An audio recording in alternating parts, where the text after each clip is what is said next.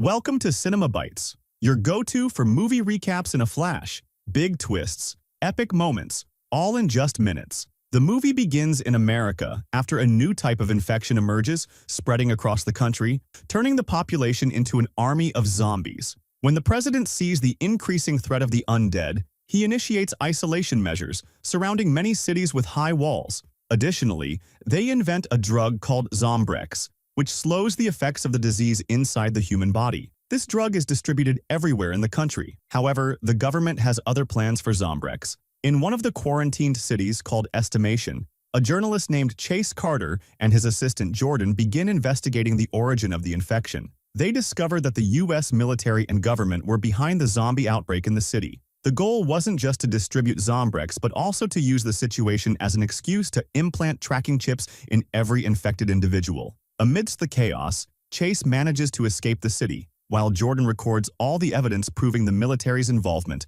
led by General Lyons. However, as she tries to escape, government agents capture her, and her whereabouts become unknown. 2 years after the outbreak, Estimation has turned into a ghost town, with the military using the area as a base for their secret plans. At this time, Chase returns to the city and tracks a military convoy to a parking lot near a building. With the help of his hacker friend Sandra, fellow journalist Jill, and an informant named Zane, who reveals the location of the secret base, Chase plans to infiltrate the building and expose the military's plans. However, Zane refuses to enter, demanding his payment. Chase pays him and gives him a gun for protection before sneaking into the building with his camera. Inside, Chase sees General Lyons speaking with a gang leader known as Skinner about a project called Afterlife. Their conversation is interrupted when Skinner's men find Zane and take him to their leader. Chase secretly records everything with his camera for Sandra, but is unable to intervene to help Zane. Ultimately, Skinner kills Zane with his knife, and one of Skinner's men spots Chase watching.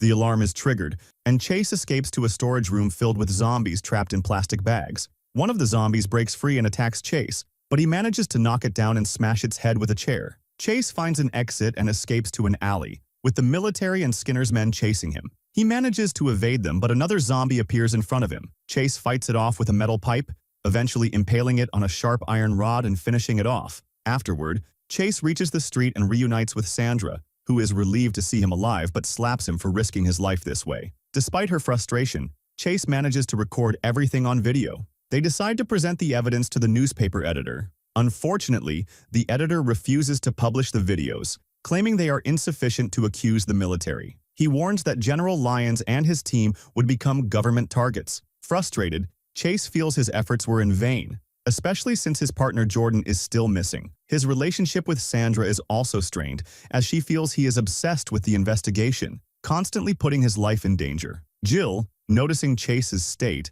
suggests he go to a bar to relax. That night, while in the bar's restroom, Chase meets a man named George Hancock, an executive at the company Phenatrans, which manufactured Zombrex. George reveals he has classified information about the Afterlife project, but warns that they must leave the area immediately, as the military is aware of Chase's involvement and is hunting him. Moments later, the military arrives at the bar, but George finds an escape route through the building's roof, and they flee in his car. On the way, George explains that the Afterlife project is a containment plan to eliminate all infected individuals with tracking chips implanted in their bodies. Once the project is activated, the chips will release high doses of Zombrex, instantly killing the victims. Under General Lyons' command, the project is set to be implemented within 24 hours unless stopped. Over 1 million people with the chips are at risk of dying. Upon learning the full truth, Chase vows to stop the project, especially since Sandra is one of the victims carrying a chip. Chase gathers his team and heads to the home of Garv,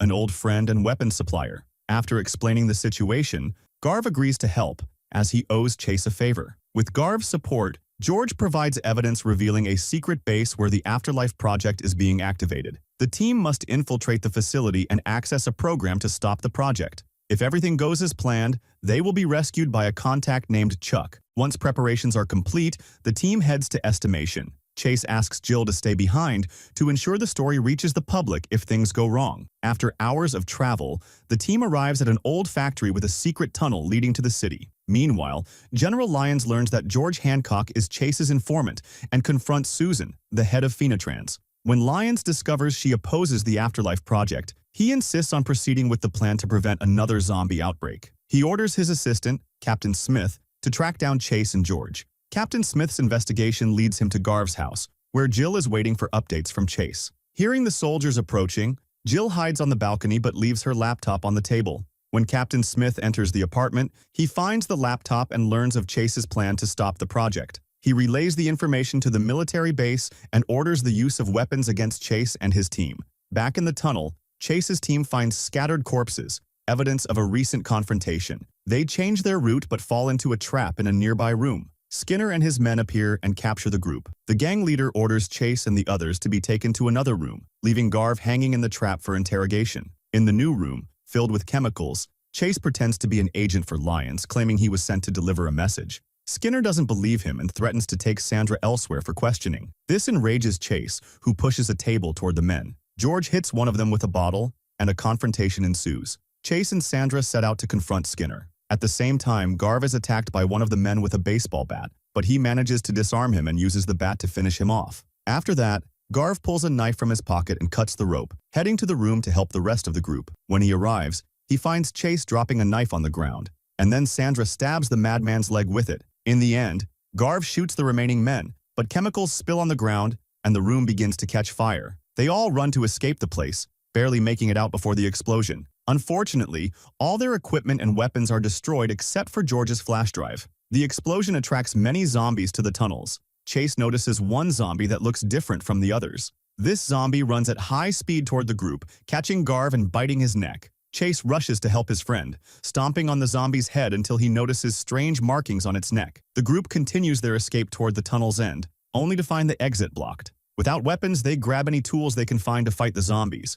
Eventually, Garv manages to destroy the door handle, allowing them to escape the tunnel. The group reaches a workshop with Garv severely injured from the bite. Sandra quickly uses Zombrex to prevent his transformation into a zombie, but they still lack weapons or equipment to complete their mission. Luckily, Chase finds various items in the workshop, and they all begin assembling makeshift weapons to fight the zombies. Minutes later, the group heads to the city armed with sticks, saws, knives, and even screwdrivers. They must hurry as less than 6 hours remain until the project is executed. The four take a shortcut through the hospital, but shortly after, a military convoy appears. Two men step out to investigate, forcing Chase and the others to hide in the hospital garage. When the men leave, they use a flashlight to see in the dark, only for more zombies to appear and surround the area, including the advanced versions they encountered in the tunnels. One of them leaps at Chase, but Garv saves him using his makeshift weapon.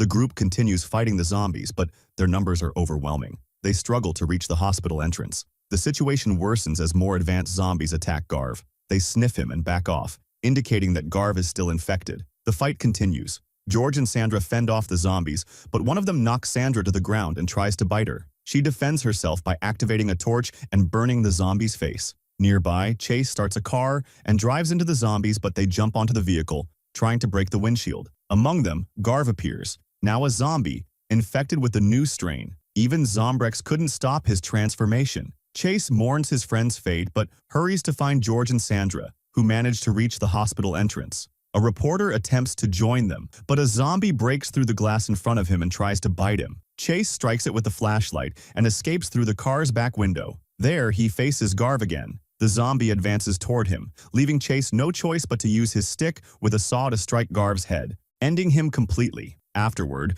Chase runs to the stairs and locks the door behind him. He tries to contact Sandra via radio, but no one responds. He then moves through the hospital corridors, encountering another zombie. With a swift move, Chase slides and strikes the zombie's leg, followed by multiple blows to its head. Thinking he's safe, another zombie suddenly attacks him, knocking him to the ground. The reporter narrowly avoids being bitten, using his stick to strike the zombie's head. The situation worsens as more creatures emerge. At the last moment, Chase escapes toward the hospital's escalator. He slides down the escalator's railing, using his weapon to decapitate zombies one by one. At the bottom, he jumps to another escalator, but this time the zombies follow him, surrounding him and preparing to devour him. Just when it seems too late, a mysterious young woman appears, eliminating the creatures with precise shots. She then grabs a fire extinguisher and smashes another zombie's skull, revealing herself as Jordan, Chase's old partner. Without time for explanations, she orders him to follow her to a safe place. Now, only 4.5 hours remain before the project's activation. Meanwhile, Jill meets with the newspaper editor to seek his help. Despite knowing the risks, he agrees, and brings along Susan's assistant, who has critical information about the involvement of the Vino Trans Company and the military. He reveals that the organization's scientist, Dr. Randy, is responsible for executing the Afterlife project. In exchange for his services, he requested the military supply him with test subjects for his cruel experiments, supposedly aimed at finding a cure for the zombie infection. Since then, Susan has been funding his research, hoping to monopolize the cure if discovered, thus profiting massively. Because of this, the head of Vinotrans supported the Afterlife project, believing that if the infected with the chip died, the disease would disappear, and her company would go bankrupt. Seeing his boss's greedy intentions, the assistant decided to hand over the evidence to Jill, stored in a flash drive. This way, they could remove her control over the company and prevent more victims from falling into her schemes. Back at the hospital, Chase tries to talk to Jordan, asking what happened to her during all this time. He says he published her recordings exposing the military's involvement in spreading the zombie outbreak, but no one believed him. His reputation as a reporter was destroyed. In the end, he apologizes to Jordan for abandoning her, but she doesn't respond, focusing instead on assembling weapons to fight the zombies. Moments later, one of her companions appears, bringing Sandra and George, who managed to escape alive. Chase is overjoyed to see them but informs them that Garv died after being infected with the new strain of the disease. He also introduces Sandra to Jordan, but she still remains silent. At this point, her companion reveals Jordan's tragic fate. Dr. Randy used her as a test subject to experiment with new strains of the disease. Fortunately, they both managed to escape, but her companion was bitten by a zombie and is close to turning as well. This revelation fuels Chase's determination to complete the mission, though he hesitates to take Jordan back to the place where she was experimented on. Surprisingly, she agrees. She goes with them because she's the only one who knows how to get in and out of the secret base. By then, it's already 1 o'clock.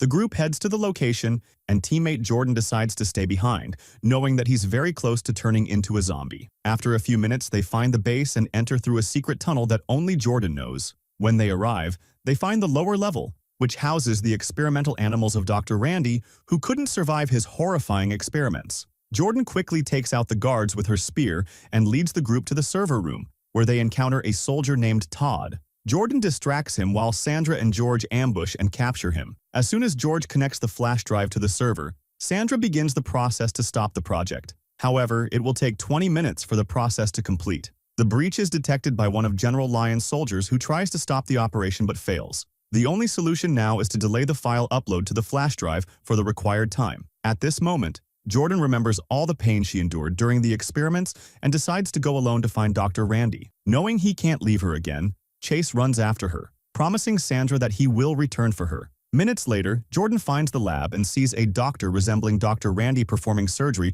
on one of the experimental animals. Without hesitation, she drives her spear into the doctor's neck, only to discover that it's not Randy. Suddenly, the real scientist appears from behind and attacks her with an electric shock, knocking her unconscious. Back in the server room, the file upload is slow. Todd is asked how to bypass General Lyon's arrival. Initially, he refuses, but after Sandra tells him that the lives of many people will be in his hands if they don't stop the project, he has a crisis of conscience and provides the password to block Lyons' access. However, the general discovers the breach in the secret base and orders a plane to destroy the entire building. Meanwhile, in the lab, Chase finds the scientist using a new strain of the virus on Jordan. The reporter tries to stop him while secretly relaying everything to Sandra and gathering more evidence for the investigation. The scientist reveals that the military and the Venetrans Corporation gave in to the idea of finding a cure for the zombie virus. He continued his research using healthy experimental animals like Jordan, not just to reverse the infection but to advance the next stage of human evolution. The doctor believes the virus prevents the victim from dying, and if he can reconfigure it, he could unlock the secret to immortality. However, he needs to provide something to the military and Venetrans to continue his experiments, which is why he developed the Afterlife project. Midway through his explanation, Jordan begins to exhibit a strange reaction, indicating that the virus is spreading through her body. The doctor gives Chase a choice: use the antidote and eliminate the chance of finding a cure, or let her become infected and continue his research. Before Chase can decide, George arrives in the lab and empties his gun into the scientist. He then pulls out a vial containing samples of the antidote Dr. Randy created.